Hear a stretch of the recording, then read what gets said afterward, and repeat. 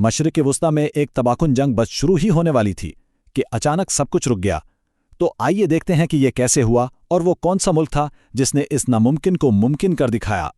7 अप्रैल 2026 को उस वक्त के अमरीकी सदर डोनाल्ड ट्रंप ने सोशल मीडिया पर यह पैगाम डाला जिसने पूरी दुनिया को हिला कर रख दिया।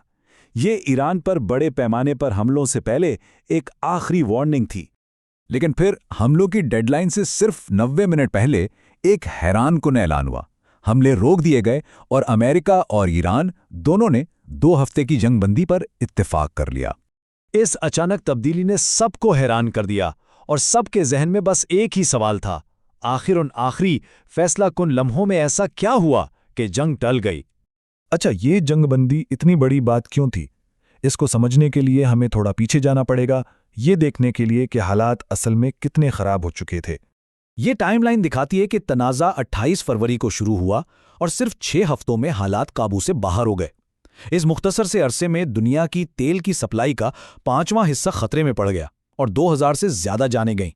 जब आबनाए हरमुज़, जो कि एक अहम तरीन समंदरी रास्ता है, उसे बंद किया गया तो समझें कि पूरी दुनिया के रोज़ाना की तेल की तरसील का 20% यानी 5वां हिस्सा रुक गया। और उसका नतीजा, आलमी मंडी में तवानाई की कीमतें आसमान को छूने लगीं।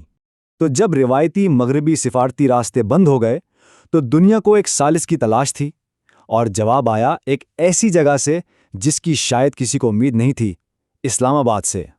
अब सवाल यह है कि पाकिस्तान ही क्यों? देखिए, पाकिस्तान की पोजीशन इस मामले में बहुत मुनफरिद है। एक तरफ तो वो वाशिंगटन में ईरान के सिफारती मफादात की नुमाइंदगी करता है, दूसरी तरफ अमरीका के साथ उसके अपने पुराने सिक्योरिटी ताल्लुकात हैं। यही नहीं, सऊदी अरब के साथ दिफाई मुआहदा भी है और चीन से भी गहरे ताल्लुकात हैं, जो ईरान का एक अहम इत्तेहादी है। और दिलचस्प बात यह है कि पाकिस्तान के लिए ये कोई नई बात नहीं थी। तारीख में पहले भी पाकिस्तान ऐसा अहम किरदार कामयाबी से अदा कर चुका है। मिसाल के तौर पर 1971 में जब सर्द जंग अपने उरूज पर थी, पाकिस्तान ने ही खुफिया तौर पर अमेरिकी secretary of state Henry Kissinger को बीजिंग पहुंचाया था। इसी एक दौरे ने अमेरिका और चीन के बीच बर्फ पिघलाई और आलमी सियासत का पूरा नक्शा ही बदल कर रख दिया।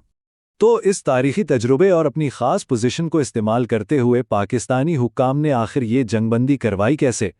इस कामयाबी के पीछे एक 4 मराहिल पर मबनी हिकमत अमली थी। इसका आगाज़ पसे पर्दा खामोश सिफारती राब्तों से हुआ और इख्तिताम जंग की डेडलाइन से चंद लम्हे पहले होने वाली आला सतही फ़ोन कॉल्स पर हुआ, जिन्होंने आखिरकार मामला हल कर दिया। असल चैलेंज ये था कि अमेरिका और ईरान दोनों के मुतालबात में ज़मीन आसमान का फ़र्क था। पाकिस्तान के ज़रिए जो तजावीज़ एक दूसरे को भेजी जा रही थीं, वो एक दूसरे की ज़िद थीं। अमेरिका कुछ और मांग रहा था तो ईरान की शराइत बिल्कुल अलग थीं। और इससे ये भी पता चलता है कि दोनों फरीकों को इस्लामाबाद पर कितना भरोसा था। यहाँ तक कि व्हाइट हाउस ने खुद अवामी सतह पर तस्लीम किया कि इन मुज़ाकरात में पाकिस्तान वाहिद सालिस है। लेकिन ये सिर्फ एक जंगबंदी की कहानी नहीं है। इस वाक़े के असरात कहीं ज़्यादा गहरे हो सकते हैं और शायद ये आलमी सिफारतकारी में एक बहुत बड़ी तब्दीली का इशारा है।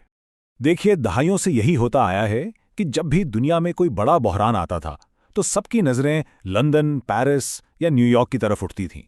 लेकिन इस बार सिफारतकारी का मरकज़ जनूबी एशिया था। यही बात ईरान के वज़ीर ख़ारजा ने भी कही। उनका कहना था कि किसी मगरबी ताकत के बजाय एक इलाक़ाई पड़ोसी मुल्क के ज़रिए बात करने से उन्हें वो सियासी गुंजाइश मिली जिसकी वजह से कशीदगी कम करना मुमकिन हुआ। माहिरीन इस सूरत हाल को एक नए पोस्ट वेस्टर्न यानी मगरिब के बाद वाले सिफारती दौर का आगाज़ कह रहे हैं। मतलब एक ऐसा दौर जहां सिर्फ मगरिबी ताकतें नहीं बल्कि इलाकाई ममालिक आलमी तनाज़ात में अहम किरदार अदा कर रहे हैं। तो अगरचे ये जंगबंदी अभी बहुत नाजुक है और बातचीत जारी है, लेकिन इसकी कामयाबी एक बहुत बड़ा सवाल छोड़ जाती है। क्या ये वो लम्हा है जब सिफारतकारी की दुनिया का महवर मगरिब से मशरिक की तरफ मुंतकिल हो गया है? और अगर अमन का रास्ता अब सिर्फ मगरिब से होकर नहीं गुजरता तो इसका मुस्तकबिल की दुनिया के लिए क्या मतलब है?